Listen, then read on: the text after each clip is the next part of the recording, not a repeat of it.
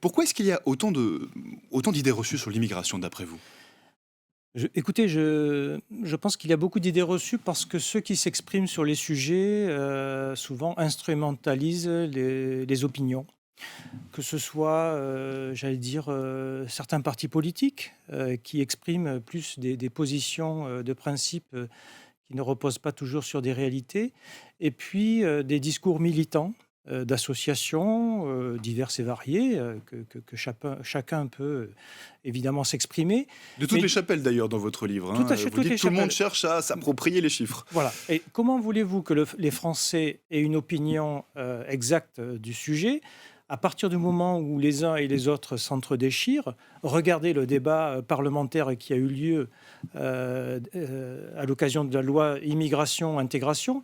On a eu affaire à des débats passionnés, mais pas passionnants. Et donc, je veux dire, moi, je les ai écoutés. Euh, que les Français peuvent-ils retenir finalement de ces accrochages? Et donc, je me suis dit, maintenant que j'ai pris un peu de recul par rapport à l'activité professionnelle, que il était temps de donner aux Français une information objective, quitte à ce que chacun puisse se faire une opinion, et pour avoir une bonne information et une bonne décision. Alors justement, Fernand Gontier, mettons les pieds dans le plat, si vous le voulez bien, c'est ce que d'ailleurs fait votre livre. Est-ce qu'on peut dire que la police aux frontières est aujourd'hui dépassée par l'afflux de migrants sur le territoire français? Dépassé, déjà, c'est une connotation un peu particulière, votre expression. Non, dépassé, certainement pas. Je pense qu'aujourd'hui, les services que j'ai dirigés ont des besoins, expriment des besoins pour mieux, réaliser leur mission. Je parle de besoins bien évidemment humains, mais il ne faut pas non plus, penser que la police nationale et le ministère de l'intérieur va recruter des centaines et des milliers de fonctionnaires. Il faut simplement, je veux dire aujourd'hui, nos besoins, sont d'ordre technologique. Nous avons besoin d'avoir des frontières technologiques, pour accélérer ne serait-ce que les flux, qui arrivent de passagers à Roissy, à Orly, ou sur le transmanche. Et puis, nous avons besoin, je dirais, de textes juridiques clairs, Pour être... applicables, Mm. applicables. C'est-à-dire des textes. Aujourd'hui, je vais vous donner un exemple. Cette loi qui vient d'être votée, qui répond à plein de nos soucis, et c'est la 29e loi depuis 1980. Nous avons un régime juridique, il y a un emballement juridique, donc une loi tous les 2 ans. Il faut C'est trop. digérer. Il faut digérer. Il faut former aussi nos effectifs. Je pense que nous avons besoin davantage de formation pour les agents Alors, opérationnels. pour faire un peu de pédagogie sur la police aux frontières, Fernand Gontier, comment est-ce qu'elle travaille, cette police aux frontières? Elle effectue, je crois, près de 100 000 interpellations par an? Alors, oui, enfin, vous avez des interpellations de plusieurs natures. Vous avez les interpellations aux frontières, par définition, qui sont voilà, de l'ordre aux frontières dites intérieures, c'est-à-dire avec des pays communautaires qui sont de l'ordre de 200 000. Et puis, vous avez des interpellations à l'intérieur du territoire, donc des étrangers qui sont déjà rentrés chez nous, qui sont en séjour depuis plusieurs semaines, voire plusieurs mois ou plusieurs années. Et là, on est dans l'ordre aussi de 100 à 100, 130 000. Donc, si on rajoute les 100 000 aux 130 000, on est à plus de 200 000 interpellations d'étrangers en situation irrégulière pour la police aux frontières, mais aussi pour tous les services qui concourent à cette mission, parce que la police aux frontières n'est pas toute seule. Et ça, c'est plutôt une bonne chose. La police aux frontières est l'administration ou le service menant, et nous avons des services concurrents que sont la sécurité publique, la gendarmerie nationale, les douanes, etc., l'armée sur les frontières, parce qu'il y a aussi la menace terroriste, hein. Il ne faut pas oublier qu'il n'y a pas que l'immigration. On va y venir. C'est un ensemble d'institutions qui travaillent ensemble, dont la police aux Absolument. frontières. Fernand Gontier, vous dites quand on parle d'immigration, et vous le disiez encore à l'instant, on manque souvent d'études, on manque souvent de Oui. chiffres. Est-ce qu'on a une idée du nombre de migrants qui se trouvent illégalement aujourd'hui sur le territoire français? Alors, je crois que vous êtes je sais pas, le 300e à me poser la question. Dans votre livre, vous dites entre 600 000 Oui, et 1 million. Donc voilà. ma question, c'est est-ce qu'on peut le savoir en réalité? Non. Non, parce que c'est comme, vous savez, quand on me demande l'heure, elle change tout le temps. Eh ben, pour les migrants, c'est pareil. Je ne pourrais pas vous donner le nombre de migrants aujourd'hui, 15 avril. Parce que d'abord, c'est une situation qui est clandestine et par définition, elle est cachée, elle est occulte. Donc, on a des estimations. Il faut des indicateurs. Il y a plusieurs indicateurs. Je pense qu'il faut les recouper. Et dans mon livre, ce que j'essaye de faire, c'est d'avoir une analyse scientifique la plus objective possible. Il ne s'agit pas de grossir le trait, mais il ne s'agit pas non plus de le minorer. Il faut que le thermomètre soit le plus précis possible. Donc il y a l'aide médicale d'État, il y a les interpellations qui sont réalisées sur le territoire. Voilà, il y a un certain nombre d'indicateurs qu'il faut croiser pour arriver à peu près entre 600 000 et 800 000. Mais par définition, ça change tout le temps. Alors après, sont-ils destinés à la France? Sont-ils en transit? Les deux. Je reviens à cette question du manque d'études, parce que vous le dites dans votre livre, on n'a pas toujours le bon thermomètre. Bah, écoutez, moi je dirais que d'abord, le ministère de l'Intérieur fait des efforts de communication. Aujourd'hui, j'ai une liberté d'expression qui est beaucoup plus importante que précédemment. Et donc, la face cachée, c'est aussi tout ce que les Français ne savent pas de l'activité de leur service.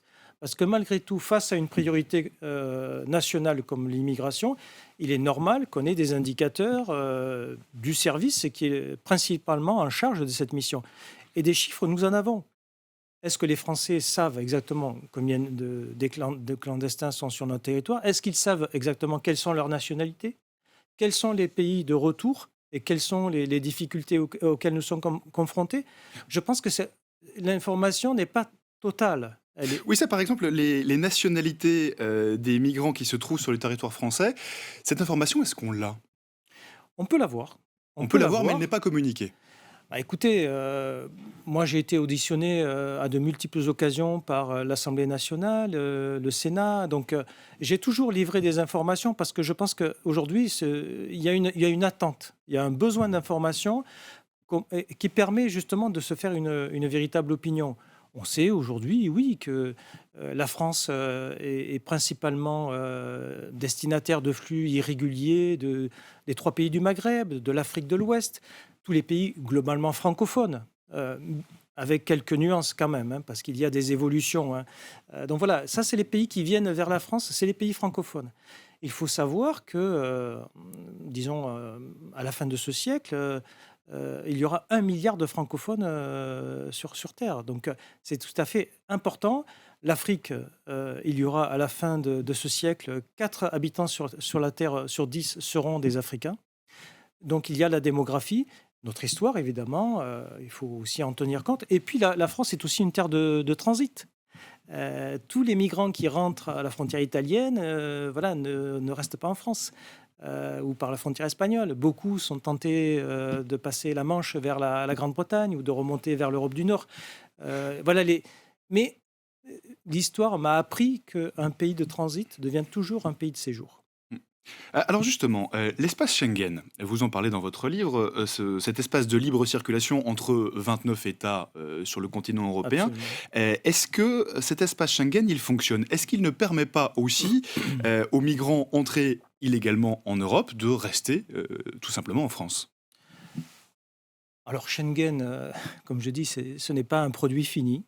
Schengen, c'est une perpétuelle évolution. Moi, j'ai vécu, parce que je suis rentré à la police aux frontières en 1985, j'ai vécu pendant 10 ans sans l'espace Schengen. Je peux vous dire que le système n'était pas beaucoup plus efficace qu'aujourd'hui, hein. Vous avez vu la différence? J'ai vu la différence. Donc on a beaucoup progressé, il reste beaucoup à faire, hein. Je ne sais pas ce que je voulais dire.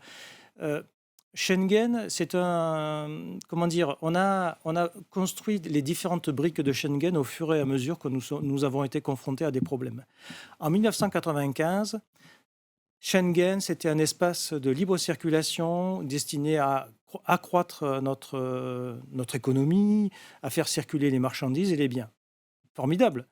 Mais si ce n'est qu'on a en partie, oublié les questions de sécurité. On n'a pas apporté en face de la libre circulation toutes les compensations juridiques et autres qui auraient été nécessaires. C'est-à-dire que les étrangers qui rentrent dans l'espace Schengen ne laissent aucune trace. On ne sait pas qui rentre et qui sort.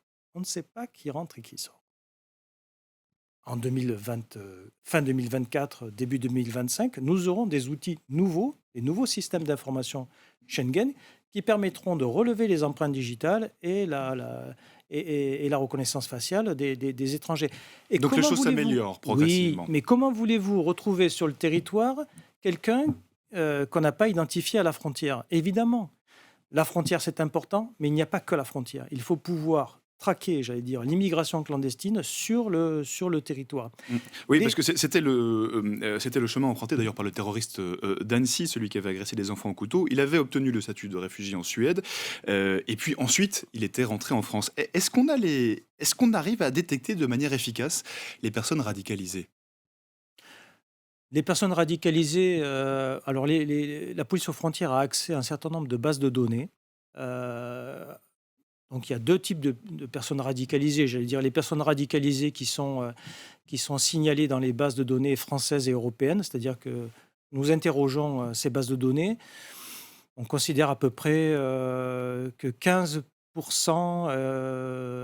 voilà, 15% des étrangers font l'objet d'une fiche de surveillance. Mmh. Voilà. Oui, dans votre livre, vous dites la difficulté, en tout cas une des difficultés, c'est de croiser de manière efficace ces différentes bases de données.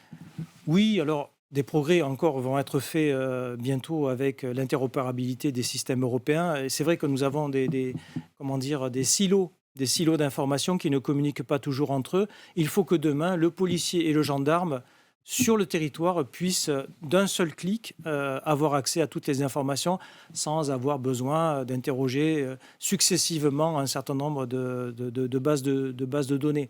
Ce qui veut dire en fait qu'aujourd'hui, on est en train de rattraper tout ce qui nous a manqué depuis le départ. Certes, il y avait le fichier d'information Schengen, mais regardez, Frontex n'a été créé qu'en 2006. Les systèmes d'information dont je viens de parler à l'instant ne seront mis en place que 9 ans après les attentats de 2015 et la vague migratoire de 2015. Donc oui, ça vient, mais ça vient tard, ça vient très tard. Nous, on voudrait que ça arrive beaucoup plus vite et que ces évolutions tiennent compte des besoins des services. Pour vous, il faudrait davantage de coopération entre les pays européens. Est-ce que ça veut dire qu'il n'y en a pas assez aujourd'hui? Alors, je vais reformuler votre question. Je Ah, pense que je mets vos mots dans les oui, miens, hein, je, c'est ce que je- j'ai compris en lisant votre livre. voilà, la coopération, elle existe, elle est très importante et je pense que ça fait partie des mesures compensatoires à cette levée des contrôles aux frontières intérieures. Il y a des centres de coopération policière et douanière, il y a de l'activité opérationnelle conjointe sur toutes les frontières. Bon, moi, j'ai eu l'occasion de créer des brigades mixtes, notamment. Voilà. La coopération, les policiers parlent le même langage. C'est pas ça le souci. Simplement, ce qu'il faut comprendre, c'est que nous avons un système à 29 qui est unique, c'est-à-dire que nous appliquons tous les mêmes textes des 29 pays. En revanche, à l'intérieur, pour ce qui est du séjour supérieur à la durée de 90 jours, nous n'avons pas des règles communes. Nous avons tous des règles juridiques différentes. Nous avons des organisations différentes, des règles juridiques différentes. Et donc tout ça génère une disharmonie de nos modes opératoires, ce qui fait on enregistre ces flux secondaires. C'est-à-dire que des migrants passent d'un pays à l'autre parce que, bah, regardez l'asile. Si vous avez l'asile qui est refusé en Allemagne, vous pouvez venir en France.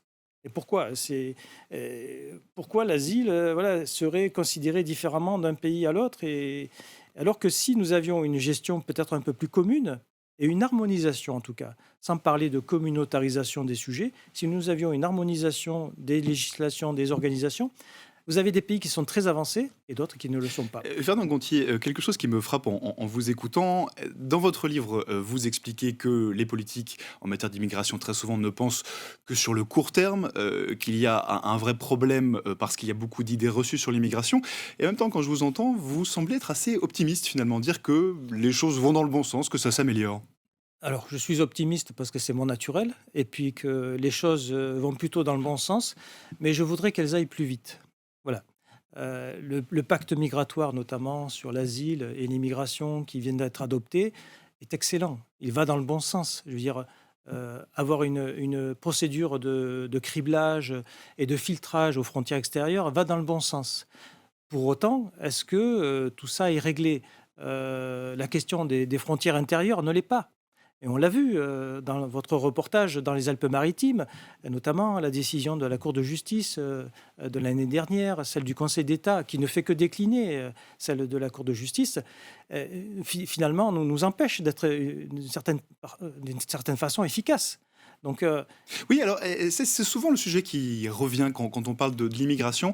Est-ce que la France a concrètement les moyens de gérer, de contrôler ses frontières, de gérer les flux de migrants sur son territoire? Est-ce qu'on n'est pas un peu pieds et poings liés par les règles européennes, qui sont en même temps nécessaires, hein, je vous entends? alors, vous savez, face à un sujet complexe, on ne peut pas avoir de réponse simple. C'est-à-dire, je pense que l'Europe, sur certains aspects, est en avance sur la France, notamment sur les questions de retour que j'évoque dans mon livre. Souvent, la France ne va pas jusqu'au point que l'Europe lui permet. Oui, l'expulsion d'étrangers en situation L'Euro- illégale, c'est compliqué en Par France. exemple, bah, après, l'Europe aussi, j'allais dire, nous a fait perdre, entre guillemets, quelques marges de manœuvre. Je pense à la dépénalisation du séjour irrégulier. Pour nous, ça a été une très mauvaise nouvelle, la dépénalisation du séjour irrégulier. Après, euh, en France, nous avons un dispositif, finalement, très, comment dire, très attentif aux bases de données. Mais bien évidemment, nous travaillons dans le respect des droits fondamentaux et des droits des personnes. Mais pour autant, si vous êtes clandestin, vous pouvez vous loger, vous pouvez travailler, vous pouvez envoyer vos enfants à l'école, etc. Comment est-il possible qu'un clandestin ait autant de possibilités d'évolution dans la société? Je pense que, voilà, certes, nous n'avons pas de contrôle des habitants, comme ça se fait dans certains pays, ou de la population, mais en tout cas, voilà, la police n'a pas forcément tous les moyens qu'on peut imaginer. Donc il faut sans doute réfléchir à de nouveaux axes. Et c'est un peu le sens du livre, c'est de faire des propositions. Je ne veux pas que ce soit simplement un livre où on est optimiste ou pessimiste. C'est un livre qui aussi donne des pistes de réflexion aux hommes et aux femmes politiques qui nous dirigent. Et pour retrouver ces pistes de solutions, pour les découvrir, il faut lire votre livre dont vous êtes le co-auteur. Ça s'appelle La face cachée de l'immigration. On vous le montre à l'écran. Et c'est paru aux éditions Baudelaire. Ça pose extrêmement bien les choses et vous amenez en plus toute une série de solutions. Merci beaucoup, Fernand Gontier, Merci de votre d'être venu invitation. nous en Merci. parler ce soir.